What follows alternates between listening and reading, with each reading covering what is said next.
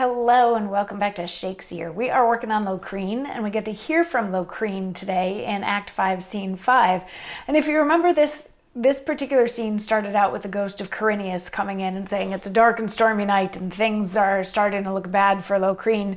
But then Locrine and his crew came in on one side of the stage, and Thrasymachus and Gwendolen and their crew came in on the other side of the stage, and there was a little bit of back and forth, like, how silly of you for thinking that you can overthrow me, Locrine. And Gwendolen's like, yeah, I'm absolutely going to overthrow you.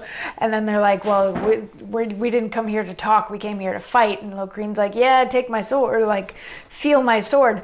And then the stage directions say that everybody leaves and you hear some like alarms, trumpets kind of sounding, and then the two groups come back on the opposite sides of the stage again, and there's a little bit of and Locrine's side falls back a little bit, and then everybody leaves, and Locrine and Estrild enter amazed, is what it says. And Locrine says, "Oh, fair Estrilda, we have lost the field. Thrasymachus hath won the victory, and we are left to be a laughing stock, scoffed at by those that are our enemies. 10,000 soldiers armed with sword and shield prevail against 100,000 men.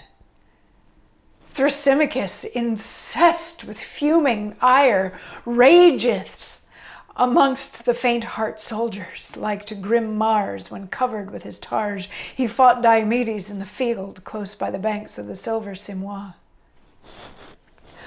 Oh, lovely Estrild, now the chase begins.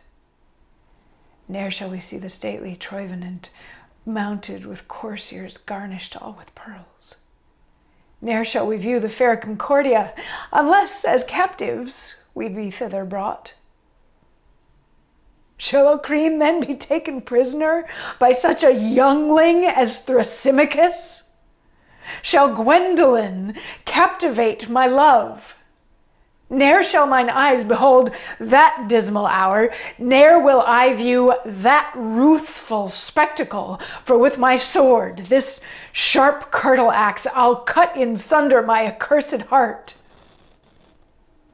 But oh, you judges of the ninefold Styx, which with incessant torments rack the ghosts within the bottomless abyss's pits, you gods, commanders of the heavenly spheres, whose will and laws irrevocable stands, forgive this foul accursed sin. Forget, O gods, this foul condemned fault. And now my sword that in so many fights has saved the life of Brutus and his son, end now his life that wisheth still for death.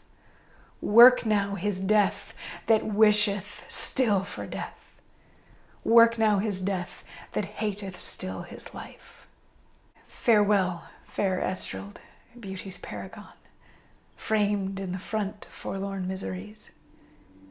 Ne'er shall mine eyes behold thy sunshine eyes, but when we meet in the Elysian fields. Thither I go before with hastened pace. Farewell, vain world, and thy enticing snares. Farewell, foul sin, and thy enticing pleasures. And welcome, death, the end of mortal smart. Welcome to Locrine's overburthened heart. And then he runs himself through with his sword. So this is a farewell speech. We get a little bit of exposition at the beginning of it because the stage directions don't really call for a battle on stage. They just say that Locrine's troops fall back a little bit, but then everybody leaves and Locrine and Estrild come back in. But he lets us know at the very beginning of this that he lost. He had 10 times more men. He had 100,000 soldiers against Thrasymachus's 10,000 soldiers, but Thrasymachus's side won. They prevailed. He's not exactly sure how it happened. And then he's like, we're never going to see home again unless we're taken there as prisoners. And then the thought of being taken prisoner and or having to get back with Gwendolyn just becomes, he's like, no, I'm not going to do that. I will never go back to that. I will not go back to my home as a prisoner. That's not going to happen. So, sorry, gods, that I'm about to do this. Please forgive me, but it's time for me to go. And this sword that I used to kill so many other people, I'm now going to use to kill myself. And he says goodbye to Estrald, and he says, farewell, vain world, which probably wasn't a cliche back then, but it's sort of become one now. But he then runs himself through with his own sword and commits suicide. Similar to a couple other people in the play who have died rather than be taken captive or have to deal with other things, and Humber threw himself into the river, all of that. So we're seeing a lot of death, but we're seeing a lot of death in terms of suicides as opposed to battle wounds and that kind of thing. So once he stabs himself, of course Estrald, to whom this whole monologue is delivered, she's going to have some things to say, and we will get to hear those things tomorrow. So I will see you then. Mwah.